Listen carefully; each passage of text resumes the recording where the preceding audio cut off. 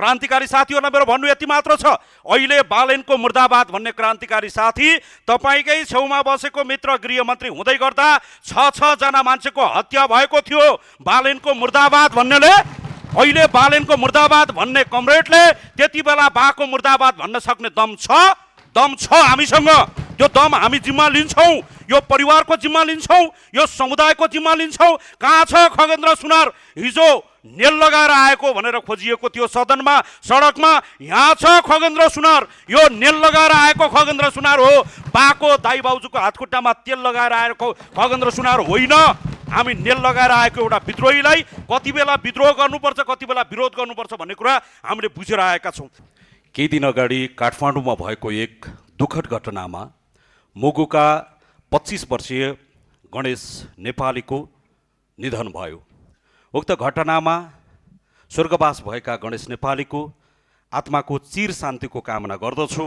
शोक सन्तप्त परिवारप्रति हार्दिक समवेदना प्रकट गर्दछु।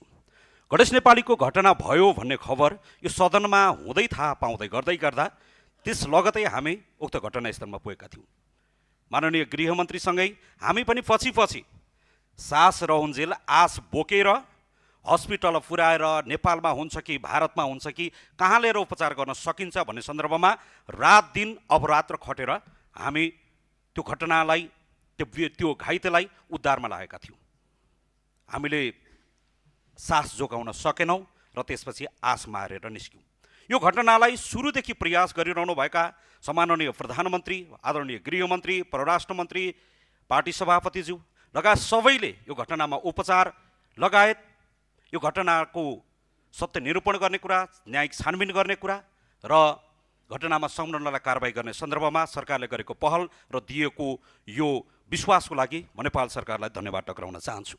यो घटना सेलाउन नपाउँदै या यसलाई यति धेरै राजनैतिक, यति धेरै जातीय रङ्ग दियो कि म त्यो घटनाबाट, ती पीडितहरूबाट बाहिर निस्केर आउँदै गर्दाखेरि सदनमा पनि सडकमा पनि कहाँ गयो खगेन्द्र सुनार, कहाँ गएको छ? हिजो नेल लाएर आएको खगेन्द्र सुनार कहाँ गयो भनेर जताततै खोजेको मैले त्यहाँ पाएँ।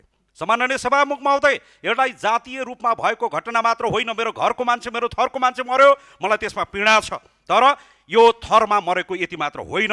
आजभन्दा 8 वर्ष पहिला रुकुमको सोतीमा 6 जना युवाहरूको हत्या भएको छ।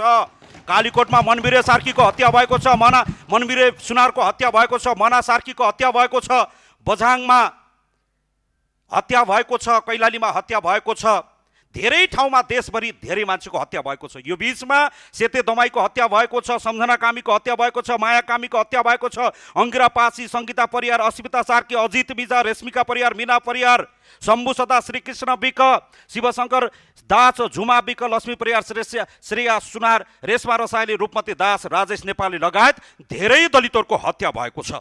क्रान्तिकारी साथीहरूलाई मेरो भन्नु यति मात्र छ, अहिले बालेनको मुर्दाबाद भन्ने क्रान्तिकारी साथी तपाईकै छेउमा बसेको मित्र गृहमन्त्री हुँदै गर्दा 6 जना मान्छेको हत्या भएको थियो। बालेनको मुर्दाबाद भन्नेले, अहिले बालेनको मुर्दाबाद भन्ने कमरेडले त्यति बेला बाको मुर्दाबाद भन्न सक्ने दम छ हामीसँग। त्यो दम हामी जिम्मा लिन्छौँ, यो परिवारको जिम्मा लिन्छौँ, यो समुदायको जिम्मा लिन्छौँ। कहाँ छ खगेन्द्र सुनार? हिजो नेल लगाएर आएको भनेर खोजिएको थियो सदनमा, सडकमा। यहाँ छ खगेन्द्र सुनार, यो नेल लगाएर आएको खगेन्द्र सुनार हो। बाको दाइ बाउजूको हातखुट्टामा तेल लगाएर आएको खगेन्द्र सुनार होइन। हामी नेल लगाएर आएको एउटा विद्रोहीलाई कति बेला विद्रोह गर्नुपर्छ, कति बेला विरोध गर्नुपर्छ भन्ने कुरा हामीले बुझेर आएका छौँ। अहिले विपक्षीका साथीहरूलाई दलितको बडो माया लागेर आएको छ। कमरेड उठ्नुहोस्, एकचोटि यो अभियानमा जुट्नुहोस्। दलित मार्ने क्रम रोकिएको छैन। उठ्नुहोस्, साथ दिनुहोस्। काङ्ग्रेसका साथी उठ्नुहोस्, एमालेका साथी उठ्नुहोस्, माओवादीका साथीहरू उठ्नुहोस्, राप्रपाका साथीहरू उठ्नुहोस्। एकचोटि यो जातीय विभेद र हिंसाका विरुद्धमा त्यो दम छ भने, त्यो आँट छ भने यी सबै घटनालाई एकचोटि पल्टाएर हेर्नलाई म सबैलाई ध्यान आकर्षण गर्न चाहन्छु। र यो घटनामा जसरी सरकारले सदा सहायता देखाएर यो परिवारको जिम्मा लिएको छ, यो जिम्मा यो देशभरिका 60 लाख दलितको यो देशको जिम्मा लिन आएका हौँ हामी जिम्मा लिन्छौँ। घटनाबाट भाग्दैनौँ, दलितको मुद्दाबाट भाग्दैनौँ। यति कुरा तपाईँको बिचमा राख्न चाहन्छु। समयको लागि सभामुखज्यूलाई धन्यवाद। नमस्कार।